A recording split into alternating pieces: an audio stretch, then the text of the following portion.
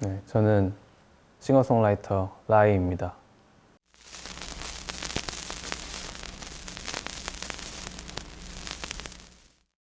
네. 보니베어의 세이블 페이블 앨범인데 들을 때 굉장히 편안하면서도 그 1집부터 가져오는 포크와 얼터너티브가 잘 융합되어 있으면서 또 색채도 있고 섹션 나눠진 것도 되게 재밌었고 한창 듣고 있어요.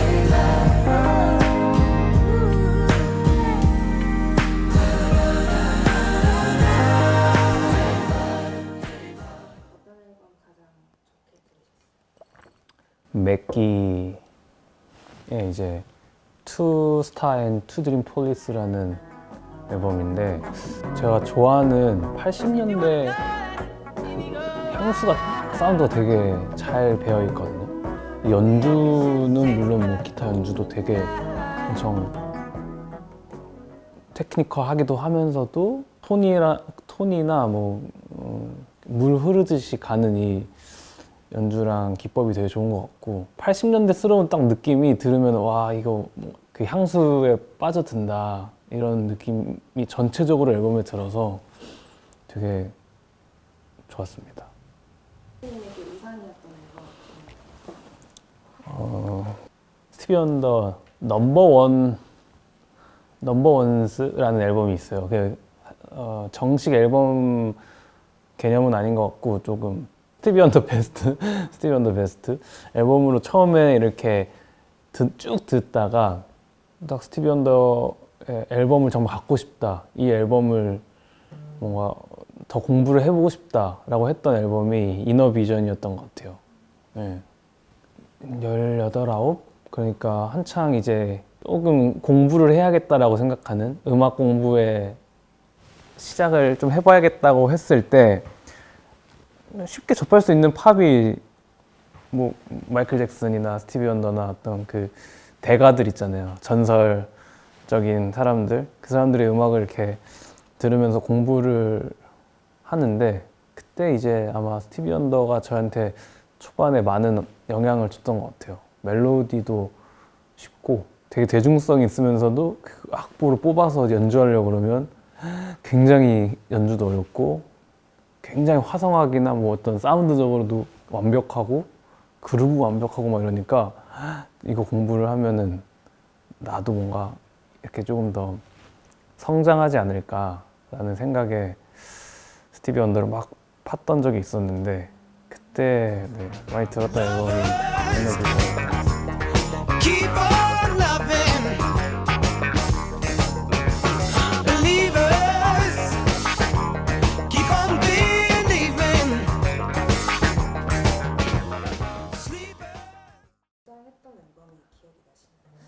제가 곰곰이 고민을 해봤는데 어릴 적에 CD를 제 돈 주고 산 적이 없었던 것 같아요. 일단 CD를 들을 그 플레이어나 이런 환경이 집에 되어 있지 않았었고 크고 성인이 된 후에 내 돈으로 사와야지 했는데 동묘에 LP를 이렇게 깔아놓고 파시는 분들 계셔서 그래서 막 되게 한국 옛날 LP부터 여러 가지 막 있다가 낯익은 사진이 딱 있는 거예요. 와, 딱 봤는데 마이클 잭슨 스릴러 앨범이었는데 되게 낡고 막 해져 있어가지고 얼마냐고 했는데 되게 저렴했던 기억이 있었거든요. 그 아저씨가 그냥 여기 있는 박스에서는 얼마, 여기 박스는 얼마 이렇게 하셔서 바로 사야지 하고 일단 처음 산 그 실물 피지컬 앨범이 마이클 잭슨 스릴러 앨범이었던 것 같아요.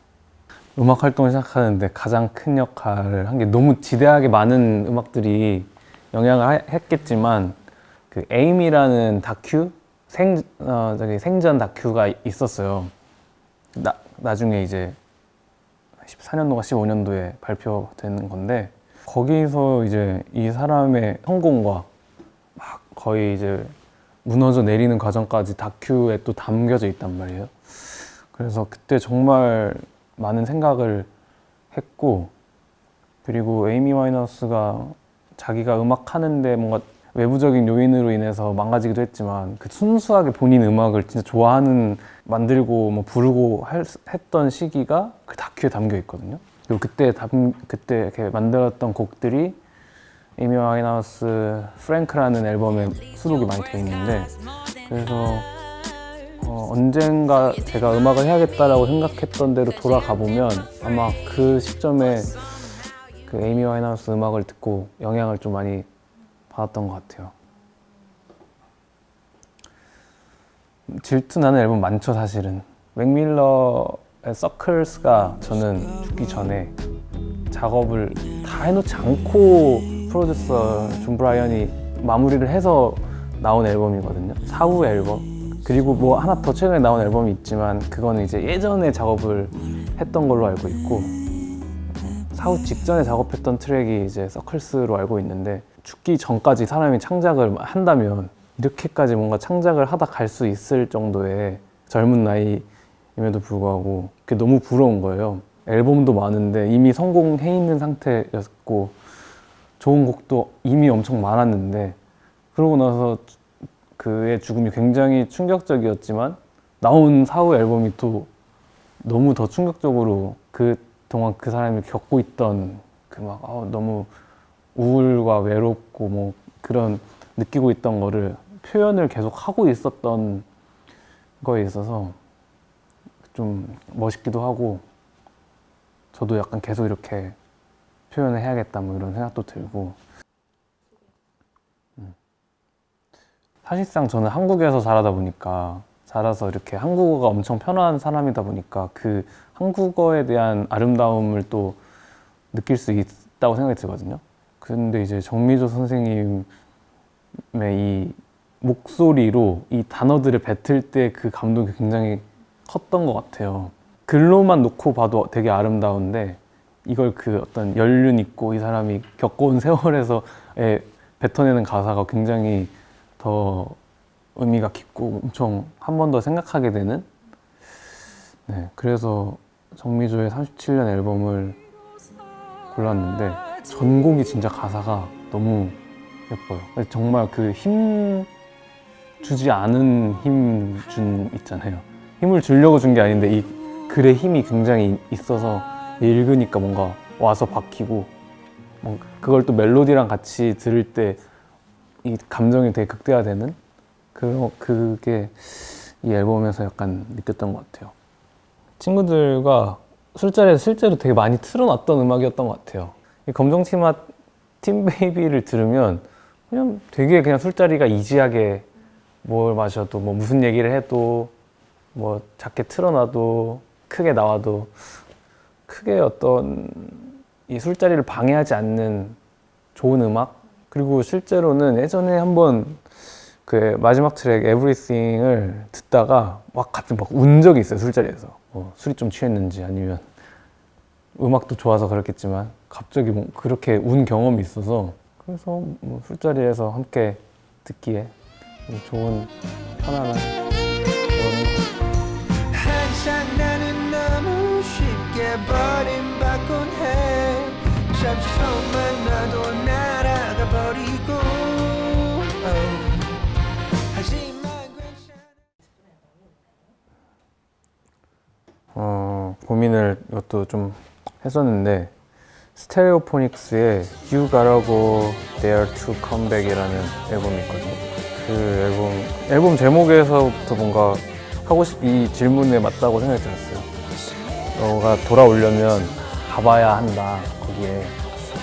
그러니까 뭔가 겁먹고 되게 뭔가 뭘 해야 될지 모르겠고 그런 시기의 청춘이라면 그냥 가보는 것도 좋겠다, 이런 생각이 들어서 이 앨범을 추천했는데, 앨범을 듣다 보면 굉장히 여기 켈리 존스라는 멤버 지극히 개인적인 얘기이긴 한데 가사들이 그게 그냥 이렇게 들으면은 그냥 하는 말 같아요, 저한테. 그러니까 개인적인 얘기를 하는 것 같지만 그래도 듣다 보면 뭔가 공감되는 부분들이 있고, 목소리나 사운드가 굉장히 러프하고 조금 거칠기도 한데 그 거친 게 막 귀에서 되게 시끄럽게 막 이렇게 이런 듣기 불편한 거친 게 아니고 그 안에 따뜻함이 있는 것 같거든요. 그래서 이 앨범을 들으면서 저도 많이